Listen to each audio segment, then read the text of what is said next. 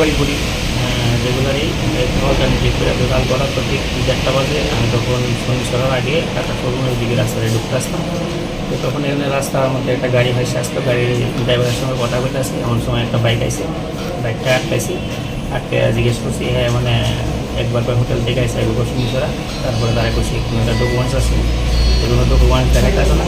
এমন সময় একটা মহিলা আর একটা ছেলে তারা ওই দিক থেকে আইতেছে, আয়া সেটাই তারপরে কইতাছে আমাদের সম্বন্ধে মানে নানা মহিলা অনেক রকম কথা কইতাছে। আমার বাইককে একটা বলছি কোনো একটা ডকুমেন্টস দেন, ডকুমেন্টসটা দিলে দেখি এটা যেহেতু কার নাই ড্রাইভিং লাইসেন্স, তারা দিতে রাজি নেই।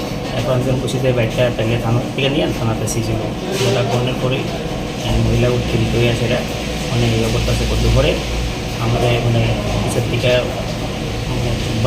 বাড়ি আরম্ভ করছে, তার হাতে একটা রড আসলো আকাশের হাতে, আকাশে মহিলার হচ্ছে আমাদের টিএসআর আসলো, টিএসআর আমার বাসায় দিয়ে আসে মাথার মধ্যেই, মানে তারা একদম পিছন দিয়ে মাথার আক্রমণ করছিল।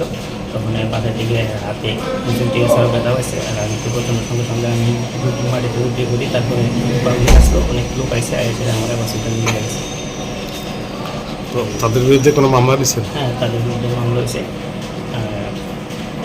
বাগবাসা কেস নাম্বার 14/2025, আন্ডার সেকশন আছে 132/2/109/3/5 বিএনএস। কয়জনকে আটক করেছেন? দুজনকে আটক করা হয়েছে। একজনের নাম আকাশ দাস আর একজনের নাম অপর্ণা দাস। তাদের বাড়ি পরবর্তী সময় জানতে হয়েছে তারা আকাশ হোটেল নামে একটা জায়গাতে ব্যবসা করে, মহিলার মানে অনেক রাত্রিবেলেই মহিলা গাড়ি করে। হ্যাঁ, পরবর্তী সময় এলাকাতে জানতে পারছি মহিলা এরকম একটা মানে দুঃস্থপ্রকৃতির লোক ঘোরাঘুরি করে।